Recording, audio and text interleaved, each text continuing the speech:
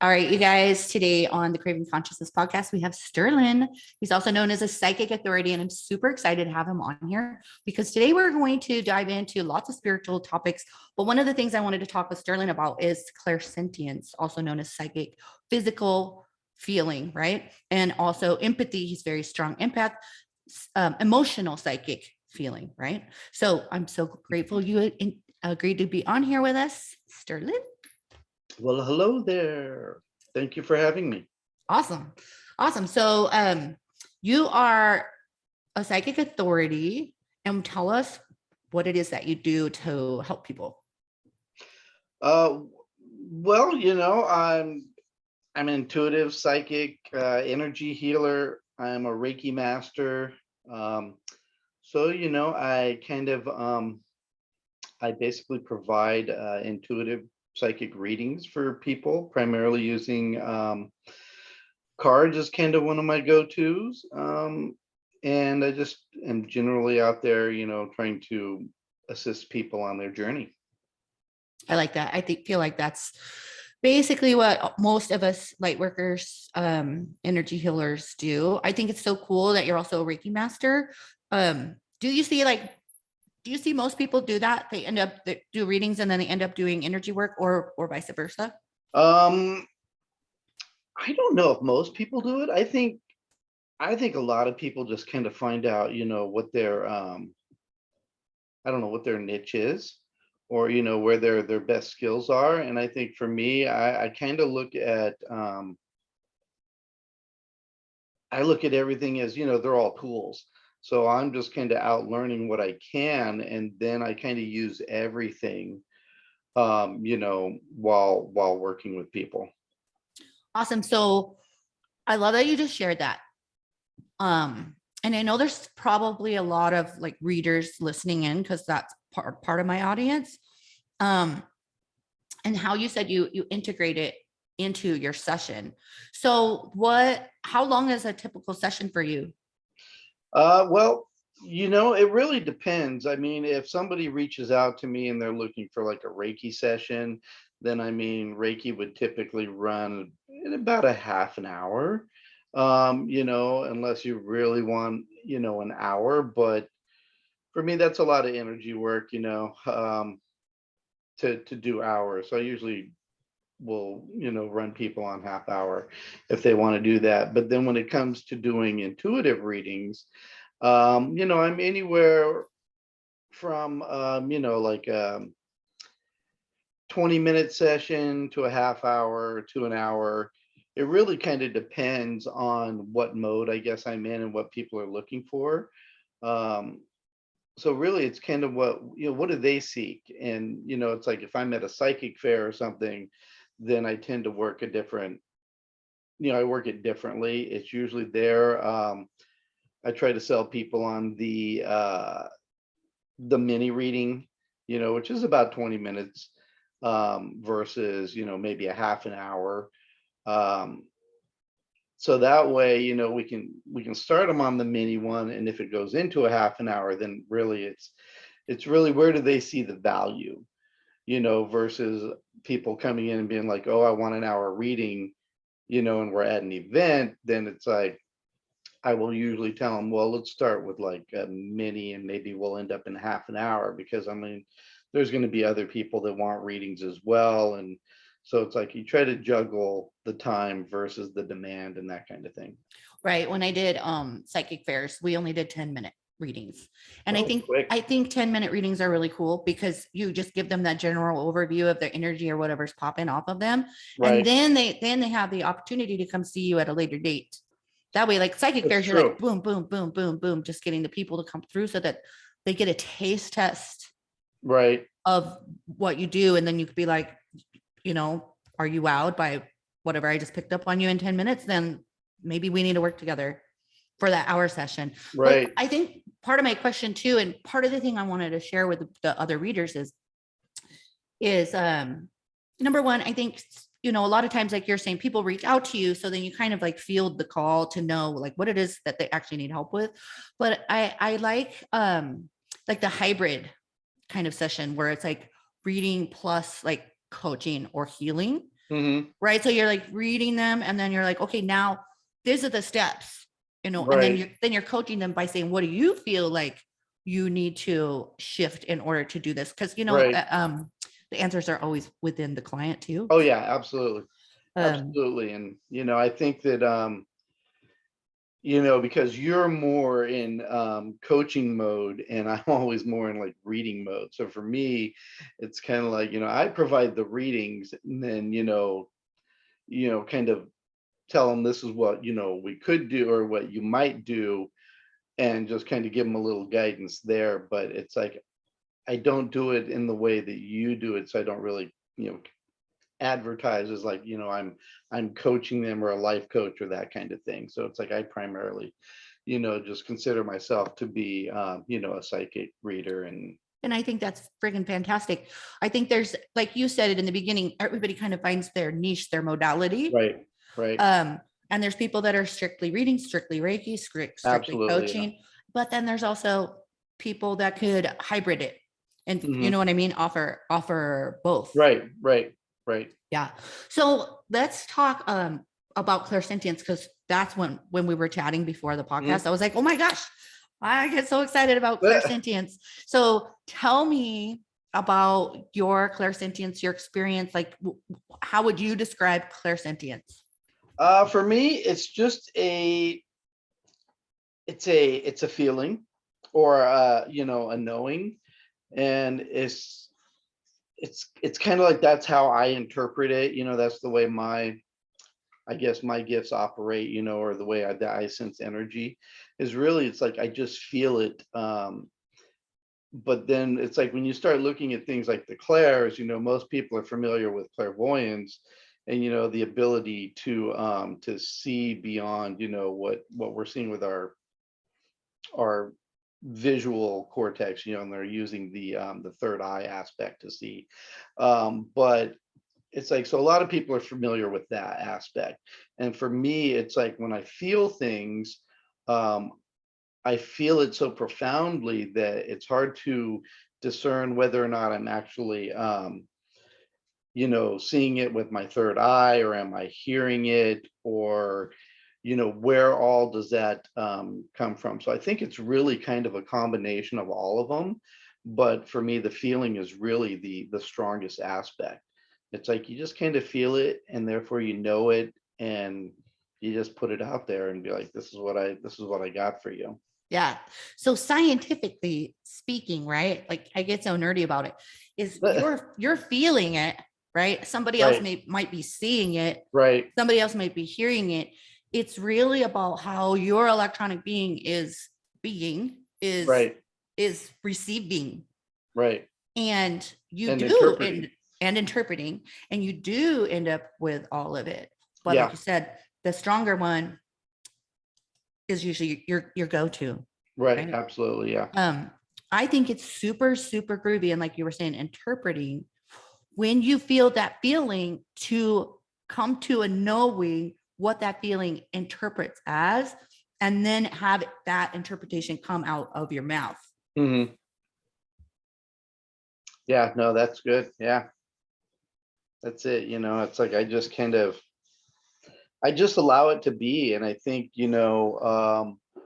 the longer we're on the journey and on the path, the more you start to, trust. And I think that's the big key with everything. It's like you got to trust. And it's like, I trust in my ability and what I get, and I trust in what I tell people. And it's like they may not interpret it the same way as I do, which is okay, because I'm merely the messenger, if you will, right? I just bring the messages, and this is what I'm going to tell you. And it's, as a sovereign being, we all have the right to free will and the right to choose and make our own decisions. So it's like I just present the information and allow them to make their decisions on how they wish to proceed with that. Yes. So, Yes. And that is a reading. And that is in a reading. That's what's so amazing about the reading, is somebody could come to you and be mhm, like, read me. And then they get to receive what you right, interpreted, digest it, like let it ground right, in, and they right, get to decide if they're going to make a shift. right, absolutely. because when they're coming to you, you're helping them, if this is my assumption, but you're helping them get back into alignment, right? with their true calling, would you say? I mean, help me with that. True call. Yeah, it's interesting because, I usually tell people, I'm like, hey, look, we're at a psychic fair. It's no accident you walked in this place. I'm like, you came here looking for something, at least on a subconscious level. And it prodded you enough that on a conscious level, you made the decision to come here and walk in here just to see. And I'm like, if you pick me out of everybody and you sit down in front of me, then it's no accident that we're going to have a conversation. And I'm going to tell you something at some point that you might, feel is rather profound. And you're going to take that little tidbit and it's going to be life changing for you. And when you leave here, you end up leaving with a better sense of, I don't know, understanding of the universe and how, you thought things worked versus how you feel now. And so it's like you're leaving with something. So it's just like we're all inherently intuitive. So I tell them it's really a matter of quieting your mind and listening to what's going on. And once you quiet the conscious thought, the monkey mind, if you will, then you get into that subconscious thought. And that's where the true magic happens, right? That's where everything comes in. And you just take that for what it is. And if it comes in and you feel like it's negative or not serving of you, then it's like you just dismiss it and allow the next ones to come in. But it's like you got to trust in that process and just know that what you're getting is authentic and is going to be the path of least resistance, if you will. It'll try to make your journey a little bit easier. The path of least resistance. I love it. I always imagine that as like the hovercraft. And I've talked about this on the podcast before. Is like when you're on the path of least resistance, right? You're in a hovercraft and here's the shit show and here's you and you're just like above it. And so you're not getting all those bumps, right? Right. It's smooth. That's what I call the spirit-led life. Whereas when you're not silencing and you're not going into that subconscious and you're not working with spirit, you're going over all those bumps and you're reacting to external stimulus, right? Right.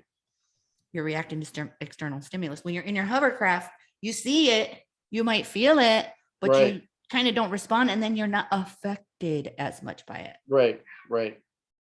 Yeah, absolutely.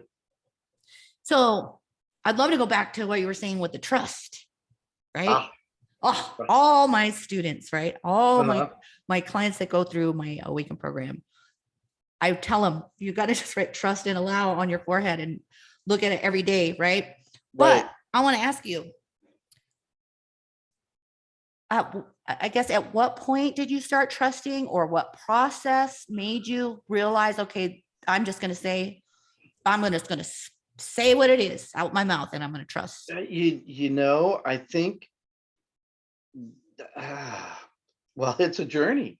I mean, the trust aspect didn't happen overnight.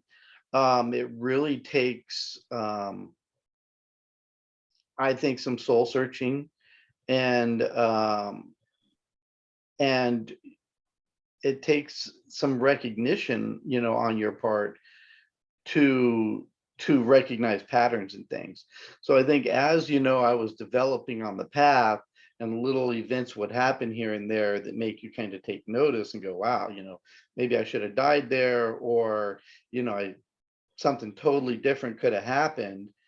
And then you're like, I'm glad I trusted that little instinct when it hit. And then when those start to happen enough, you start to realize, well, these aren't really coincidences.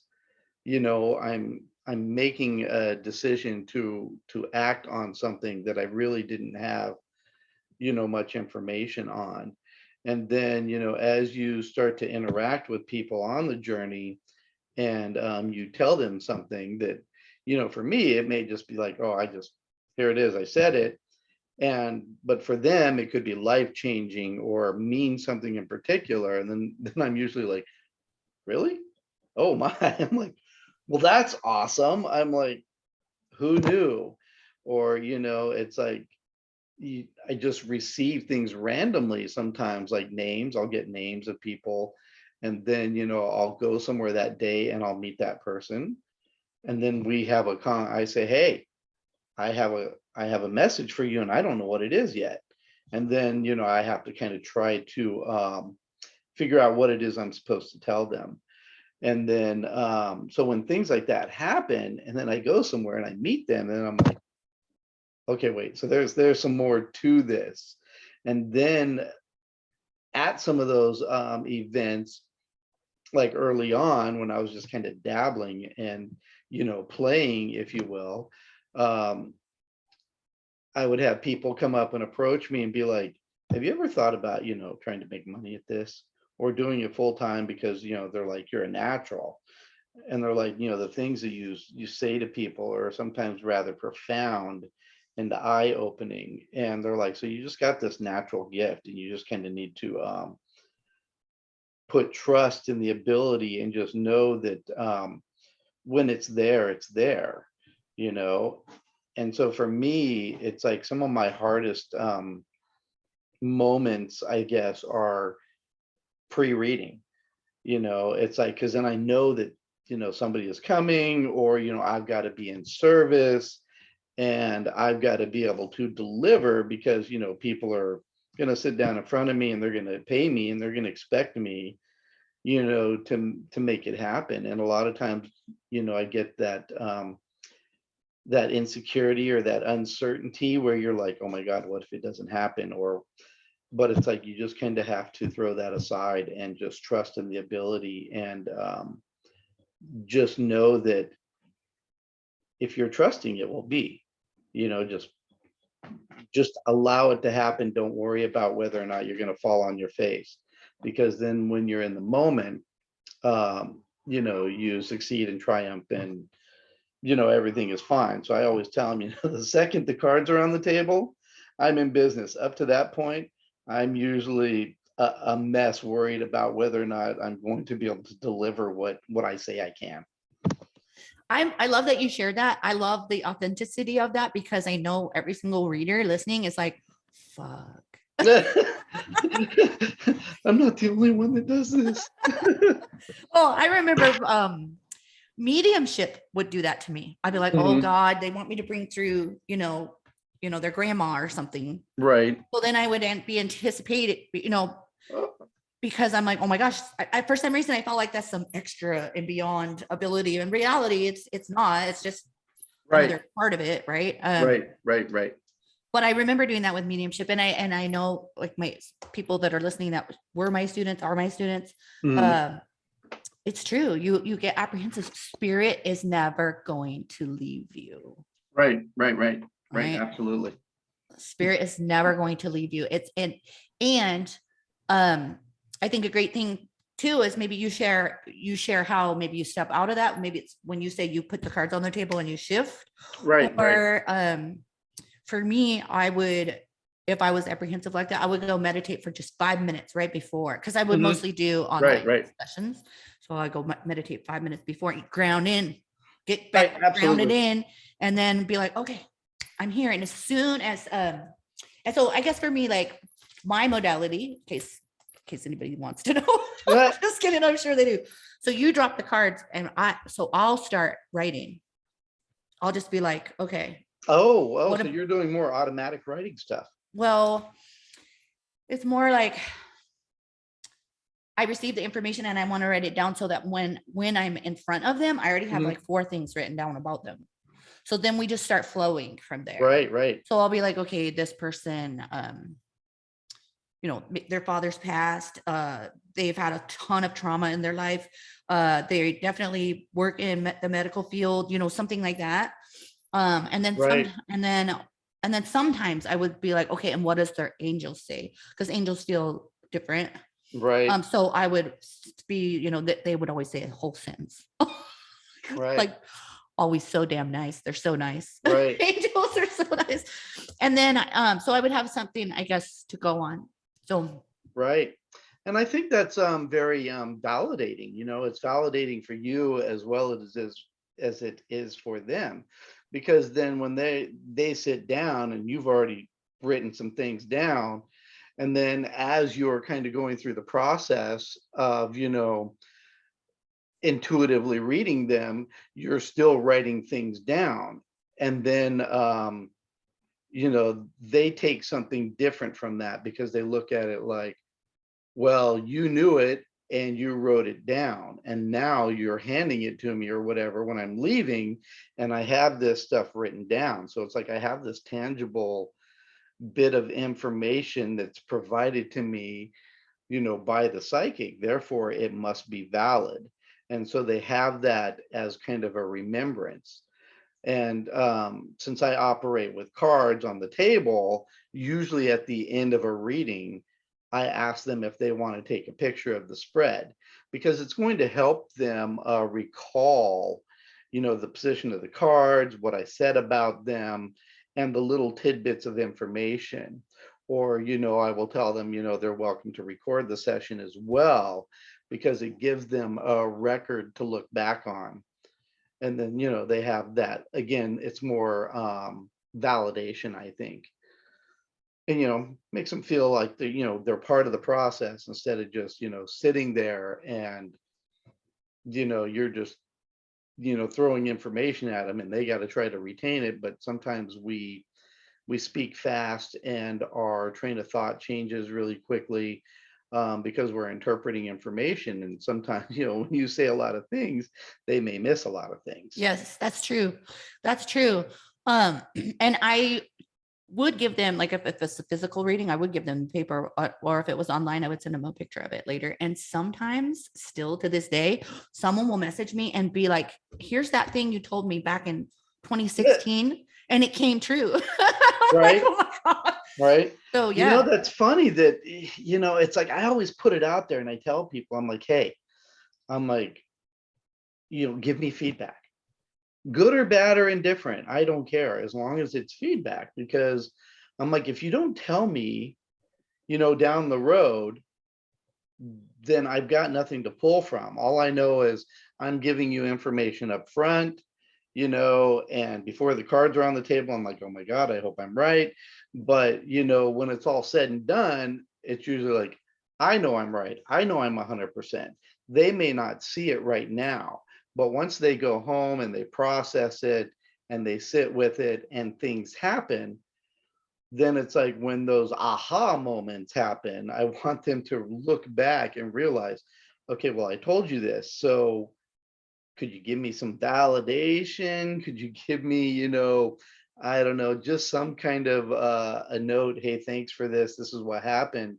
But it's like, I never get the feedback. Ooh, So I am like a feedback junkie. yeah. Oh, And sometimes there's things in the world that rely on it, like, your Yelp reviews and stuff. It's like, if people aren't giving you feedback, then well, I'm sorry, you've got like no reviews. Therefore, you're way down on the list, It's yeah, like, that's true. great. So, side note, it's okay to ask for validation. It's okay to tell them, go put a review on my Facebook page, or Yeah. Stuff I would say to my clients too would be like, I'd be like, is this going on in their life? And they'd be like, nope, don't know nothing about it. Right. Absolutely. And I would say, that's okay, because Yeah. it's right here. It's okay. Yeah. Because I think, my brain's going a little too fast. I'm gonna reel it in. I think Reel it in. when we were talking earlier about trust, Hmm. and now we're talking about validation, that's where the big D for trust comes in. Because if you have had so many people validate that whatever feeling in your stomach equals you're going to have twins, Right. or whatever feeling in your stomach equals you're having a career change, or you're going to be in the medical, right? Right. And when you get that validation, you're like, that's what the feeling is. And no matter what, the next time I feel that, I'm going to spit those words out of my mouth. I'm not going to guess anymore, because I Right. know, based on the validation that I've received, that this feeling equals that. Right. Absolutely. Yeah, and I think I do that as, as well. It's just a matter of how we interpret, the signal, if you will, as it comes in, it's really interpretation. And I think as I sense certain things and I'm like, oh, I have felt this before and I know where this went. And so it's like I can usually like a big thing that I've noticed that's happening with me is because I feel things and I am empathic. I get people's emotions a lot. So even before, they sit down or they get in my car or whatever it is, it's like I'll feel it. And it's like somewhere in the conversation, if I get a point where I go to speak and suddenly I can't, then usually it's like it's that I feel the constriction starting to happen in my vocal cords, and then kind of like I'm losing my voice kind of a thing.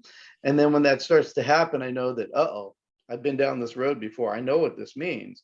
This means that we're now going to talk about some truth and some speaking our truths and vocalizing, and 9 times out of 10 that person is not speaking their truth. And so that's where we end up. I'm like, don't let anybody use you as a doormat. And I'm like, that's ultimately the way it is. But it's like the interpretation of that signal and how it comes across, it's like just trusting it. I love that. So the physical sensation of the throat getting Yeah. tightened is your Yeah. trigger, is your what do I tell my people? Agreement. It's your agreement with spirit. Oh, Father. Yeah. It's your agreement with spirit to say what you just said. Yeah. And what's weird is that's on a subconscious level, right? Because consciously I didn't agree to that. I'm like, I'd rather not have the pain, thank you very much. But I'm finding that a lot of my information that comes through is coming through with feeling, and that feeling a lot of times will come through with pain. And so it's like if they sit down and suddenly my chest starts to feel constricted, then I know that, oh, we're going to be talking about matters of the heart now. So it's like I'll start to feel the physical sensations, and I'm like, oh man, this sucks. So then I have to sit there and I have to ground, I have to put them on pause and be like, okay, hold on, I got to process some things.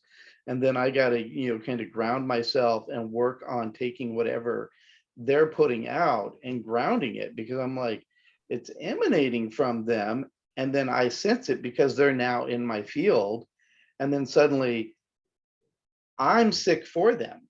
And I'm like, no, no, no, no, no, you keep your pain, but I'm going to transmute it and ground it right now because I can't handle it. And it's like, and I have to be kind of, centered in order to kind of, give you the information that you seek. So it's like, I don't know, maybe I need to have a discussion about agreements with, with my group up there and let them know that Yes. I need it not painfully, please.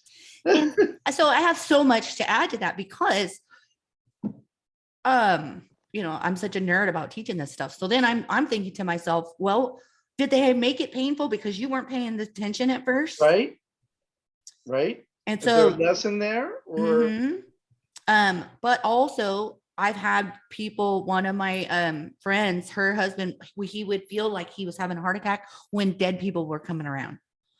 And so they had to work on, hey, no, you need to let me know a different way. right? Like I get it now. Like what you're saying, like I get it now when they have pressure in my chest, pressure in my throat. I get it. I'm gonna say what you want me to say. But maybe in the beginning they were like, hey. You were Right. And sometimes it's just perspective. Right. So just you saying that, that whole tidbit about, well, that's when the spirits come around. It's like, now I'm pondering that, going, really? So is that playing into it? Because I mean, over the course of the last year, I kind of, ebb and flow through things, right? And then I think at points I hit this area where, okay, I feel kind of stagnant, I feel like I'm just doing the same kind of thing. And now I'm looking for my next epiphany. And then it's like, what's that going to be? And I often question whether or not it's going to be mediumship. So for those of you listening that don't know, mediumship is, when we're talking to your loved ones that have passed on. And it's like, it's not really my forte, but it's like, I don't want to put it out there in the universe saying that, I don't do it, because then you don't do it. So it's kind of like, I'm trying to keep that positive thought, and allowing that, okay, well, if I'm going to be a medium now too, then okay, that's okay, but we got to have some ground rules, and how's that going to look, and when am I going to know? And so it's like, well, I don't know, is that chest pain? I don't know. So maybe that's just something else to think Yeah. about, and for me to try to process and figure out, well, is that what's happening? I don't know. So I have an exercise for you to do then to Uh-oh. see about that, right? Okay, right. I do want to say to the listeners though that all of these sensations that we're talking about doesn't mean that for everybody. Every single person has their own Absolutely agreement, our own way, right? So like with that one guy that's saying that he had chest pain when spirit would step in, for me, I feel them, like the air changes. Like it feels like it's like somebody just came into the house, but they're invisible. Like, right. So it's like the air changed. So is And it so like then a heaviness? it's the Or only way I it's could just a just difference? yeah, the only way I could describe it is say right now you just walked up my stairs and stood next to me. I would sense your presence, right? Whether you're physical or not. If I'm paying attention, if I'm paying attention, right? So ask one of your past loved ones that you trust to step forward for you a couple times after you're doing your meditation. Okay, right. And be like, okay, how does it feel when my grandma comes in? Right. And see if you feel a difference. And then I would journal it or just do it a few times until you get that consistent. Oh, that's what it is. But I'll tell you, as soon as you do that and they know that you're actually considering doing it, then they're gonna go. Yeah, and that's kind of the flip side of that, it's that careful what you wish for, right? Because it's like, I don't want to suddenly be the crazy guy who's now talking to dead people because they won't leave me alone.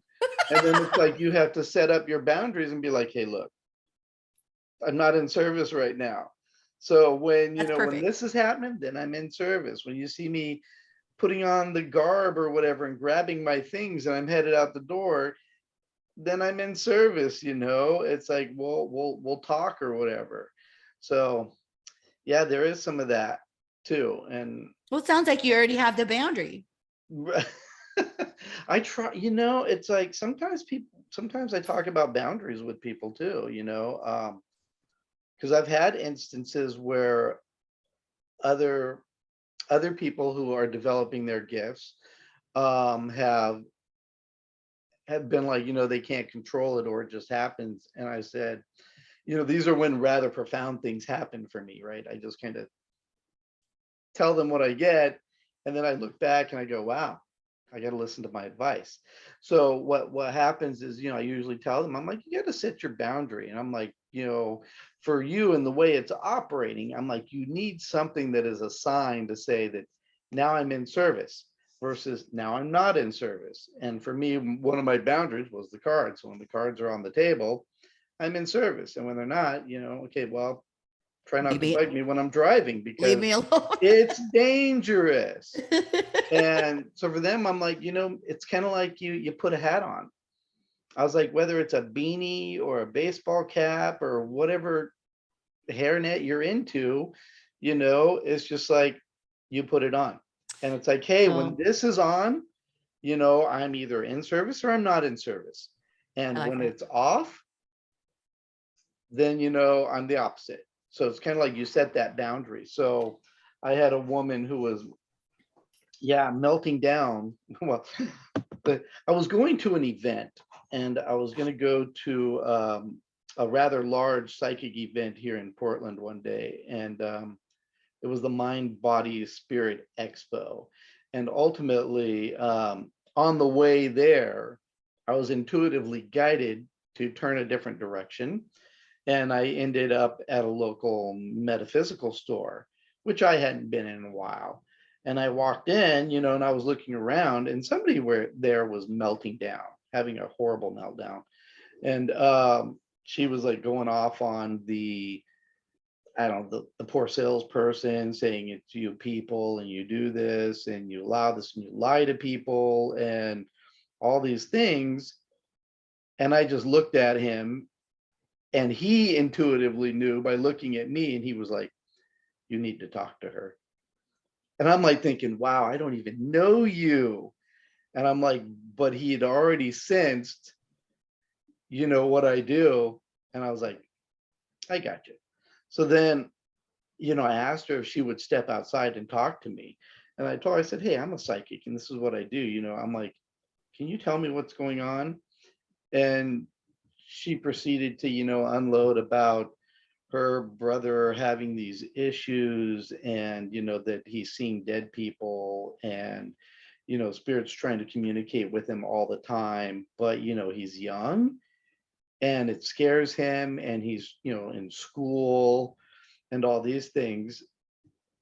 And then all of a sudden it was like I flashed and saw like a hat, like a baseball cap or something. I said, this is what you need to tell him. I was like, the baseball cap. I said, it's going to be his boundary between him and all the rest of them. And he can put that cap on and be like, okay, well, I guess if I'm going to school, I can't wear baseball caps or whatever in class or whatever. So I'm like, if the baseball cap is off, then I'm in service. And if the baseball cap is on or whatever, then that's my key to leave me the hell alone. Right. So it's like you kind of set up this boundary. And she was like, wow, I think never really thought about that. And she was like, that's rather profound. And she was like, I think you've just changed my whole perspective on this. And she's like, I'm so sorry that I came in there and I created a scene. And I was like, it's okay. I wasn't even supposed to be here, and here I am. So I'm like, we were just meant to have this conversation. And so when we both walked away, it was life-changing for both of us, because I had that realization at that point that, wow, I wasn't even supposed to be there. I just ended up there and had this profound experience. And then I went home and I wrote it down, because it had affected me so much that I was just like, wow, I got to make note of this one. Because I'm like, it's just one of those many moments that I think we have as we're on this journey. Yeah. So I love that you shared that. I think a lot of beginners that are listening to this, that is something that you could do. Something for me, because I've been doing it so long. When I'm in service, I just I just shift like my eye. Like, I don't know. It's weird. Mm-hmm. It's like it's almost, for me, it's like that's where I always joke that my third eye is crooked. But So I'll be like, I don't know, I just like shift, and then one eye just kind of goes elsewhere. Yeah, I just shift, and that means, like, I guess it means that I just opened. I just opened. But also, because I'm clairsentient, they'll hit me with clairsentience to get my attention. So we'll even be on a podcast, right? So I don't have like, I think for my service is I actually have hours written. I have a list of boundaries, and I teach my students to do that too. So they know that after I've had 2 glasses of wine, we're not working, right? And then after a certain time, like 10 p.m. or some shit, right, we're not working, right? So if the 11 o'clock news comes on and some guy's murdered and he wants to come through the TV and me to channel him, no, we're not working, right? Right. Which I don't watch the news anyway, and nobody else should be watching the news either. Right. Yeah. It's all skewed propaganda. Yeah. But I love that you did that, because I feel like, especially for our younger kids, is all about the intention with that hat or with the cards or with the right, whatever it is. Maybe you're wearing a certain necklace when you're in service, or like you were saying. Right. But for the people that are like, I am being affected by spirit at school or at work in the, somewhere, like, no, I'm not working right now. I'm not in service. So I love that. Right. Yeah. like I said, it was rather profound for her and me. And it's just one of those mini moments. And then, you just go, well, that's why I do what I do. Mm-hmm. Yes. Because it's like she left happy, and she's going to go give him some information, and now he's going to, feel like it's not the end of the world and I can control it. And, there was some other things I think I threw at her, which had to do with time, and I was like, look, if he's not ready, he's not ready. He can also just be like, I'm not ready. Just Mm-hmm. hold off. I know, that's our free will. And put them aside. And then when I'm ready, I'll make it known that I'm ready. And I'm like, for those on the other side, they don't see time as the way we see time. So it's like, for us, we may be talking about, well, it might be a couple of years before he's ready. But for them, it's like the snap of a finger, or Mm-hmm. drop in the hat or whatever. It's pretty instantaneous. So I'm like, that's kind of what I'd given her. And I was like, it'll be when it'll be, when he's ready, he's ready. And I'm like, they'll wait. I said, I Love it. guarantee they will wait. They will be there waiting Yeah. patiently for him to acknowledge and be in service. Yeah. And You you know what else I call that is coming online. Yeah, that's exactly it. I'm offline right now, and then I'm online. Yeah. Coming online. And then and then I guess I call coming online when you actually have your awakening and your awareness, and you're able to literally communicate. Yeah, But, the big awakening. Yeah. So that's them coming online. I'm like really into that, right? So Sterlin, tell everybody, where can they find you? How, like, yes, tell Where them. can you find me? Like everybody, we're all online, right? So, I have a website. It's sterlindriggs.com. So, however you can find that, www dot or whatever, but it's my name. So that's Sterlin, Sterlin, and last name is Driggs, Driggs.com. So like Sterling, but no G. And I'm also on Facebook, and it's Psychic Authority. Okay. Yep. So those two sources. And it's like, or, if I don't know, you're just completely wrecked and can't make any of that happen. As long as you know my name, you can pretty much Google that and type that into Facebook, and there's not going to be more than one Sterlin Driggs. Nice. There is a Sterling, but I don't live in Idaho, and he's not me. So awesome. But then who is? Right? You got your own flavor. Well, I super appreciate you coming on the podcast. Oh, no, this was awesome. Yeah, I know. I thoroughly enjoyed this. I'm so glad you did. And so much valuable content come out of this, especially for the younger readers and stuff, Yeah, and well, sure. Yeah. I think there's a wealth of information between the two of us. Yeah, right. I know, we get to talking about spirit. Right. We get all geeked out, and yeah, I've adopted a saying that a buddy would say every once in a while, and it's like, let's get weird. Yeah. Right. So it's like, that's what we do now. We get together and we get weird. Yeah. I call it being nerdy, right? I'm like, let's get nerdy.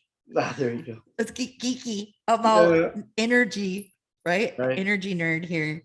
No, it's a good time. Woohoo. Well, thank you so much for coming on. Yeah. Oh, you're welcome.